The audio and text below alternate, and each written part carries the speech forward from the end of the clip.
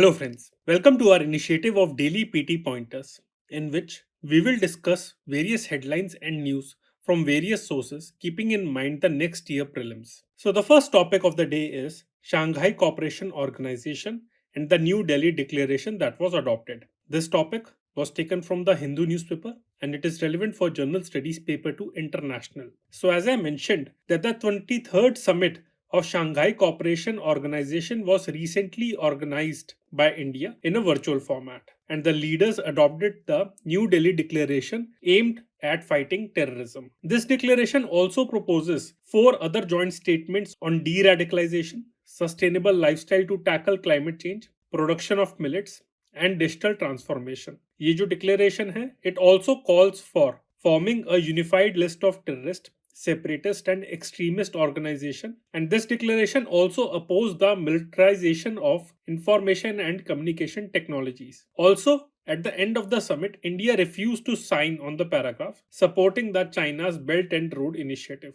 साथ ही में during this summit, India welcomed the completion of the procedure for Iran to join SCO as a full member state. Also, leaders welcomed the decision on signing the Memorandum of Obligation of Belarus to join the organization as a member state. So Iran has completed the full process of becoming a SCO member, और जो Belarus country है आपकी, जो Russia को बहुत support करता है, वो अगले साल प्रोसेस कंप्लीट कर देगा for becoming a full member of SCO. During the summit, India established 5 pillars of cooperation within the SCO, and these 5 pillars are startups and innovation. Second is traditional medicine. Third is youth empowerment.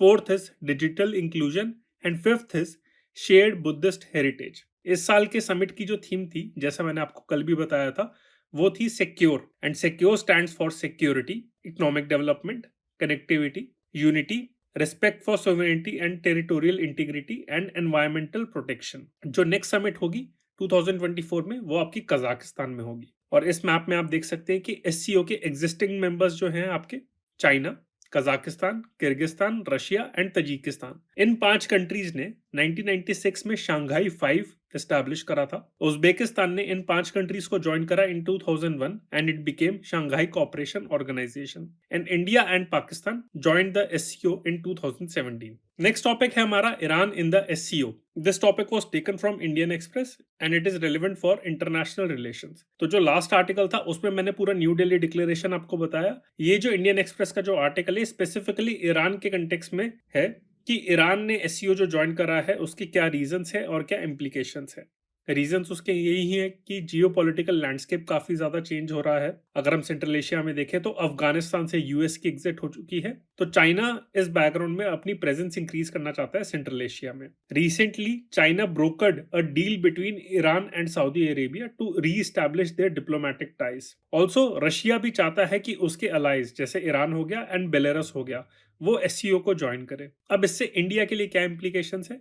India के लिए थोड़ा मुश्किल हो गया है to balance ties with United States and other SCO countries on the other hand, and specially अब Iran भी आ चुका है, तो इंडिया के ईरान के साथ भी अच्छे रिलेशंस हैं और यूएस के साथ भी अच्छे रिलेशंस हैं. नेक्स्ट टॉपिक है हमारा एक डिजीज जिसका नाम है लेप्टोस्पिरोसिस. ये टॉपिक आपका हिंदू न्यूज़पेपर के पेज 20 पे आया था and general studies paper 2 health and general studies paper 3 science के लिए रेलेवेंट है. सो लेप्टोस्पिरोसिस है क्या? It has emerge as an important infectious disease in the world and it is a potentially fatal zoonotic bacterial disease that tends to have large outbreaks after heavy rain or flooding. तो monsoon के बाद जब काफी ज्यादा बारिश हो जाती है या फिर फ्लडिंग होता है, तब ये बैक्टीरियल डिजीज आपकी इमर्ज होती है. इसके डिस्ट्रीब्यूशन के बारे में बात करें, so the disease is more prevalent in warm humid countries and in both urban and rural areas. इसके जो सिम्टम्स हैं वो आपके डेंगू, मलेरिया और हेपेटाइटिस जैसे सिम्टम्स हैं इसके. The carriers of disease can be either wild or domestic animals including rodents, cattle, pigs and dogs. And the cycle of disease transmission begins with the shedding of leptospira, usually in the urine of infected animals. इसी वजह से इस disease को leptospirosis कहा जाता है. कुछ misconception है इस डिजीज को लेकर. द डिजीज इज कॉल्ड इली ज्वारा इन कन्नड़ा एंड एली पनी in Malayalam, both meaning rat fever. But ये एक मिसकंसेप्शन है and this usage has fed the common believe that the rats are the sole cause of the disease which is not true. जैसे हमने देखा कि और भी इसके कैरियर्स है रैट के अलावा, तो ये सारी मिसकंसेप्शन है। नेक्स्ट टॉपिक है हमारा government to help combat child trafficking in border areas. ये टॉपिक आपका हिंदू न्यूज़पेपर के पेज 14 पे आता है and general studies paper 1 and 2 society के लिए रेलेवेंट है। Now women and child development ministry of India has decided to provide financial assistance to states and UTs along the border areas to set up homes for the protection and rehabilitation of child trafficking victims। तो India में child trafficking source भी है और आपका destination भी है। काफ़ी सारे चिल्ड्रंस को ट्रैफिक करा जाता है इंडिया में फ्रॉम नेबरिंग कंट्रीज लाइक आपका नेपाल हो गया, बांग्लादेश हो गया और आपका म्यांमार हो गया। तो इन चिल्ड्रंस को बचाया जाएगा और रिहैबिलिटेट करा जाएगा। So these rehabilitation homes would provide shelter, food, clothing, counselling and primary health facilities. अगर अब तक देखा जाए तो ministry of women and child development क्या कर रही थी? So it was providing financial assistance to all the states and UTs under the Nirbhaya Fund to set up and strengthen anti-human trafficking units (AHTU) in every district of India. Funding was also provided for setting up these anti-human trafficking units in border guarding forces such as Border Security Force, जो आपके पाकिस्तान और बांग्लादेश के साथ India के border secure करती है, and सशस्त्र सीमा बल जो नेपाल के साथ बॉर्डर सिक्योर करती है। Also the trafficking victims in these border areas will be produced before the child welfare committees to declare them fit for availing sponsorship as per the mission Vatsalya scheme. Mission Vatsalya scheme आपकी एक central government की scheme है जो 2021 में launch करी गई थी for the welfare of women and children. कल भी मैंने इस स्कीम के बारे में डिस्कस करा था कुछ इनिशिएटिव्स के रिलेटेड, तो आप कल का डेली पीटी पॉइंटर्स आप रेफर कर सकते हैं। नेक्स्ट टॉपिक है हमारा United Nation security council reforms. ये टॉपिक भी आपका हिंदू न्यूज़पेपर में आता है, जनरल स्टडीज पेपर 2 इंटरनेशनल के लिए रेलेवेंट है। न्यूज ये है कि यूनाइटेड किंगडम ने क्लियरली बोला है कि they want to see expansion of United Nation security council permanent seats and it wants to include India, Brazil, Germany and Japan, the G4 countries in the expanded United Nation security council. तो UNSC के बारे में एक बार पढ़ लेते हैं। पहली बात तो ये यूनाइटेड नेशन के 6 प्रिंसिपल ऑर्गन्स है एंड सिक्योरिटी काउंसिल उसमें से एक है। It was formally established on 24th of October 1945, but इसका जो फर्स्ट सेशन हुआ था वो 1946 में हुआ था ऑन 17th of January। इसके रोल्स हैं to ensure international peace and security, to recommend the admission of new members to the general assembly, to approve any changes to the UN charter. Peace keeping के जो operations है वो security council आपके establish करती है and in fact UN security council is the only UN body with the authority to issue binding resolution on member states। तो general assembly या फिर कोई और बॉडी बाइंडिंग रेजोल्यूशन इशू नहीं कर सकती, सिर्फ सिक्योरिटी काउंसिल कर सकती है। प्रेजेंटली जो इसकी मेंबरशिप है दैट कंप्राइजेस ऑफ 15 मेंबर्स, जिनमें से 5 परमानेंट मेंबर है, USA, UK, Russia, France and China, and बाकी 10 आपके नॉन परमानेंट मेंबर्स है who are elected on a regional basis for a term of 2 years। अब सिक्योरिटी काउंसिल के अगर हम रिफॉर्म्स के बारे में बात करें तो काफी पास्ट में इनिशिएटिव्स लिए गए हैं, डिस्कशंस हुई हैं। तो उसमें से एक जो प्लान इंपॉर्टेंट है वो है आपका कोफी अनन प्लान। सो 2005 में the then UN secretary general Kofi Annan proposed a plan to expand UNSC membership to 24 members. तो उन्होंने 2 प्लान पुट फॉरवर्ड करे थे। Plan A calls for creating 6 new permanent members plus 3 new non-permanent members for a total of 24 seats. And Plan B जो था that calls for creating 8 new seats in a new class of members who would serve for 4 years subject to renewal plus 1 non-permanent seat। तो जैसे मैंने आपको बताया था कि G4 nations के बारे में, so that comprises Brazil, Germany, India and Japan, जो यूनाइटेड नेशन सिक्योरिटी काउंसिल में परमानेंट सीट चाहती है एंड एक दूसरे के बिड्स को भी फेवर करते हैं। ये कंट्रीज इकोनॉमिकली एंड पॉलिटिकली बहुत ज्यादा स्ट्रांग है। नेक्स्ट टॉपिक है हमारा institute of rural management Anand and social trail blazer programme for entrepreneurs. ये टॉपिक आपका प्रेस इंफॉर्मेशन ब्यूरो में आता है, जनरल स्टडीज पेपर 3 इकोनॉमी के लिए रिलेवेंट है। Now recently union minister for skill development and entrepreneurship launch the second edition of the social trail blazer programme for entrepreneurs. इस programme का objective है to boost the social entrepreneurship ecosystem at the grass roots and this programme is a initiative of the IRMA foundation along with LIC housing finance limited. IRMA क्या है? It stands for Institute of Rural Management Anand, जो एक autonomous institution है and a premier business school है in the rural management. It is located in Gujarat in Anand and it was established in 1979 by the father of operation flood और white revolution, जिनका नाम है वर्गीस कुरियन। तो इन्होंने establish करा था with the support of Swiss agency for development corporation, the government of India, government of Gujarat and the erstwhile Indian dairy corporation and the national dairy development board. Next topic है हमारा inland waterways के context में। ये topic आपका economic times में आया था and general studies paper 3 economy के लिए रेलेवेंट है। Now, recently, Union Minister of Port, Shipping and Waterways laid the foundation stone of Inland Waterways Transport Terminal to be developed at Bogibeel in Dibrugarh by the bank of the river Brahmaputra. That is National Waterways 2 in Dibrugarh, Assam. अब Bogibeel bridge के बारे में पढ़ें, so it is the longest rail cum road bridge in India and it is constructed over Brahmaputra river in Assam between Dhemaji district and Dibrugarh district. और inland waterways के बारे में बात करें, so as per the maritime India vision 2030, government of India aims to increase the share of inland waterways transport in the overall transport to 5%. In fact, National Waterways Act of 2016 has declared 111 inland waterways as national waterways. और Inland Waterway Authority of India के बारे में बात करें, सो ये नोएडा में headquartered है and it is an autonomous organisation constituted in 1986 under the inland waterways authority of India act 1985। Next topic है हमारा सैनिक स्कूल के बारे में। ये टॉपिक आपका ऑल इंडिया रेडियो में आया था and journal studies paper 2 education के लिए रेलेवेंट है। न्यूज ये थी कि union home minister will lay the foundation stone of India's first cooperative run सैनिक स्कूल नियर मेहसना इन गुजरात। ये जो सैनिक स्कूल है that will be run by दूध सागर डेयरी कोऑपरेटिव। सैनिक स्कूल्स के बारे में बात करें, so these are managed by the Sainik School Society under the Ministry of Defense. And the idea for having Sainik School was conceived in 1961 by the then Defense Minister of India, V.K. Krishna Menon. जो सैनिक schools हैं they follow the CBSE plus का pattern, जिसमें CBSE का curriculum तो पढ़ाया ही जाता है। Apart from that, students are also prepared for entry into NDA and INA, that is National Defense Academy and Indian Naval Academy. मैंने अभी मेहसाना के बारे में बात करी थी।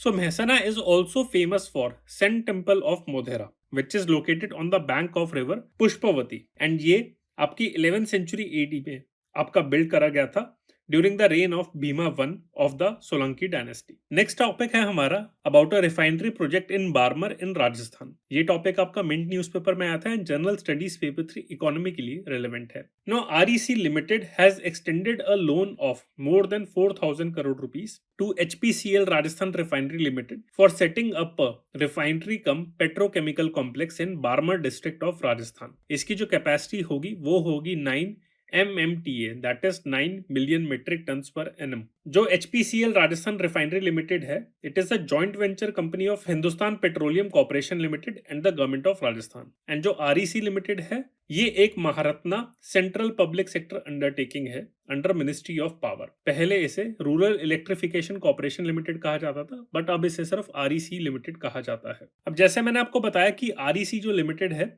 वो एक महारत्ना है। तो friends, Ratna status of central public sector undertakings यानी कि महारत्ना, नवरत्ना और मिनी रत्ना कैसे दिया जाता है, किनको दिया गया है, उसके बारे में हमने नेक्स्ट आईएएस की अप्रैल 2023 के एडिशन में पेज 45 पे पूरा डिटेल में हमने एक आर्टिकल कवर करा है, उसे आप रेफर कर सकते हैं। नेक्स्ट आईएएस की वेबसाइट से आप डाउनलोड कर सकते हैं। और अगर अभी आप देखना चाहें कि कौन कौन सी अभी प्रेजेंटली इंडिया में Maharatna central public sector undertakings हैं, तो उनके नाम लिखे हुए हैं।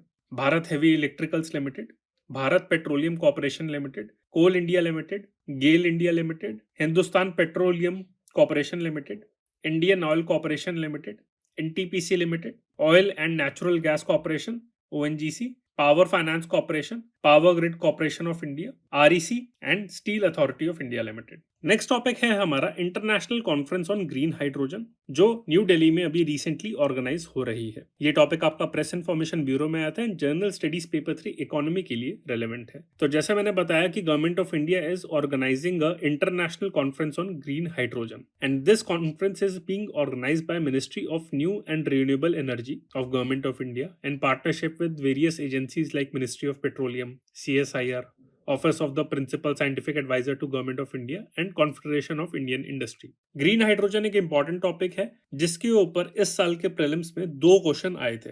ये टॉपिक हमने अपनी मैगजीन में भी कवर करा था। नेशनल ग्रीन हाइड्रोजन मिशन के बारे में बात करें, so it was launched in January 2023 और इसके बहुत सारे टारगेट्स हैं।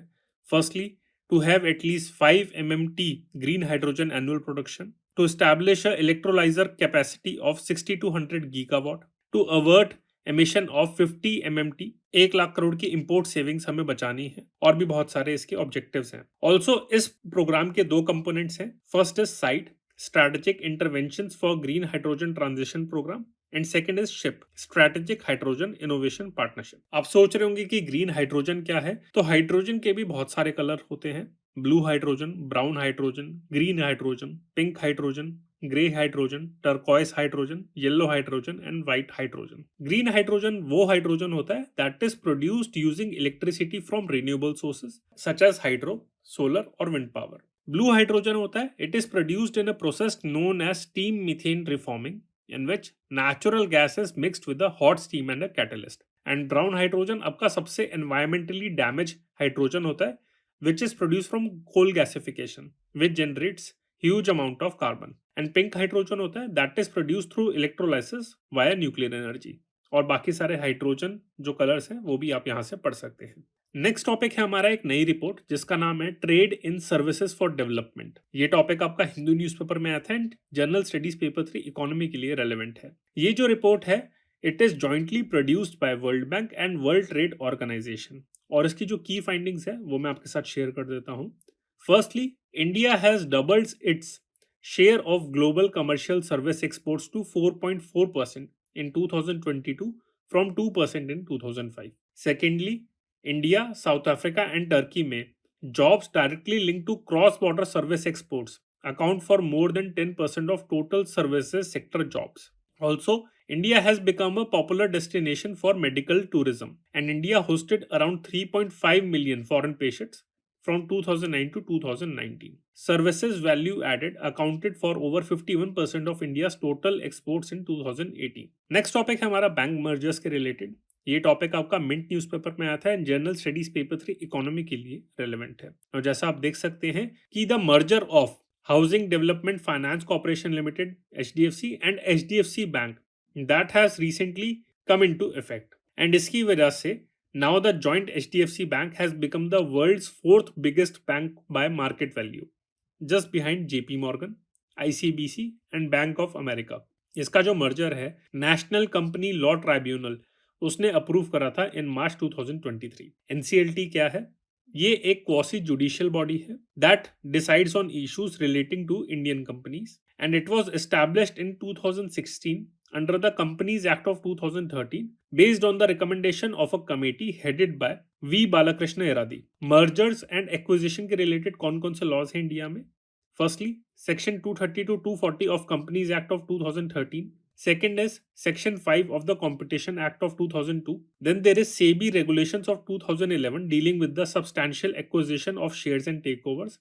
And then Insolvency and Bankruptcy Code of 2016. Next topic है हमारा फुकुशिमा न्यूक्लियर प्लांट के बारे में।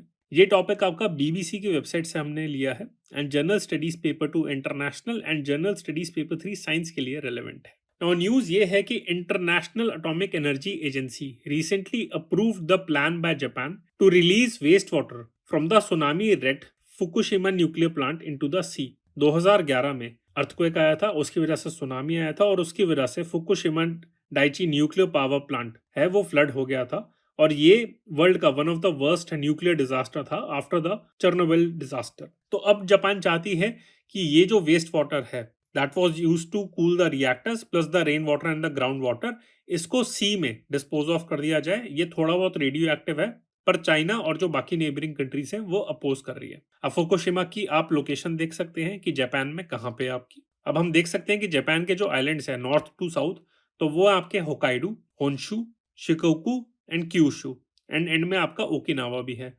तो जो फुकुशिमा है वो आपका होन्शु आइलैंड पे लोकेटेड है। इस पे भी यूपीएससी क्वेश्चन पूछ सकता है। सेकंड है आपकी एक एजेंसी के बारे में मैंने मेंशन करा था अभी, इंटरनेशनल एटॉमिक एनर्जी एजेंसी। तो ये एक ऑटोनॉमस ऑर्गेनाइजेशन है with in the United nation system. ये 1957 में एस्टैब्लिश करी गई थी एंड इसको एटम फॉर पीस भी कहा जाता है इस ऑर्गेनाइजेशन को, क्योंकि 1953 में जो यूएस के प्रेसिडेंट थे आइजनहोवर, उन्होंने एटम फॉर पीस करके एक स्पीच दी थी in the United Nation general assembly. इस ऑर्गेनाइजेशन का हेडक्वार्टर्ड है वियना इन ऑस्ट्रिया, एंड 2005 में इंटरनेशनल एटॉमिक एनर्जी एजेंसी के जो एडमिनिस्ट्रेटिव हेड हैं, and in 2005 this agency was awarded the Nobel peace prize. इसके आपके मिशंस भी हैं, जो आप देख सकते हैं इसकी क्या मैंडेट है। First is peaceful use of nuclear energy, second establishing safeguards with respect to nuclear energy, and third is to ensure nuclear safety. Next topic है हमारा गिफ्ट निफ्टी के बारे में। ये टॉपिक आपका इंडियन एक्सप्रेस में आया था, जनरल स्टडीज पेपर 3 इकोनॉमी के लिए रेलेवेंट है। नाउ न्यूज ये है कि trading on Singapore exchange Nifty ceased in Singapore and the entire trading of Singapore exchange Nifty will be fully switch to GIFT international financial services in Gujarat. तो इस वजह से SGX यानी कि सिंगापुर एक्सचेंज निफ्टी को गिफ्ट निफ्टी कहा जाएगा। This is the first cross border initiative in connecting the capital markets of India and Singapore. Next topic है detecting carbon molecules in space. ये टॉपिक आपका इंडियन एक्सप्रेस में आया था, general studies paper 3। No CH3+ का जो molecule है has been detected in space for the first time by the James Webb space telescope. So ये डिस्कवरी इस वजह से सिग्निफिकेंट है because its presence in space tells us that the basic building blocks of our life are out there. James Webb Space Telescope के बारे में बात करें, so it is a space telescope conducting infrared astronomy. Infrared आप term ध्यान रखना, and it was launched in 2021 on Ariane 5 rocket from Kourou, French Guiana, and it is named after James Webb, who was the administrator of NASA from 1961 to 1968, and उनके tenure में Mercury, Gemini and Apollo programmes आपके conceptualise करे गए थे। And आज का हमारा जो लास्ट टॉपिक है वो है स्टूडेंट डेब्ट crisis in the United states. ये टॉपिक आपका हिंदू न्यूज़पेपर के पेज 10 पे आया था, जनरल स्टडीज पेपर 2 इंटरनेशनल के लिए रेलेवेंट है। इसमें जो की डायमेंशंस जो आपको पढ़नी है वो है कि what was the earlier plan of US president Joe Biden to cancel student loans डेब्ट, why did the US Supreme Court block this, what is the new plan and how it is connected to the 2003 HEROES act. HEROES stand for higher education relief opportunities for students, and why is the Joe Biden administration promoting broad loan cancellation। तो इसमें जो सबसे important point है वो आप heroes act ध्यान रखना कि वो यूएस में एक एक्ट है। सो फ्रेंड्स, ये आज के हमारी important headlines of the day थी। I hope you liked it. For more updates on current affairs you can follow us on YouTube, Instagram and Telegram. Thank you.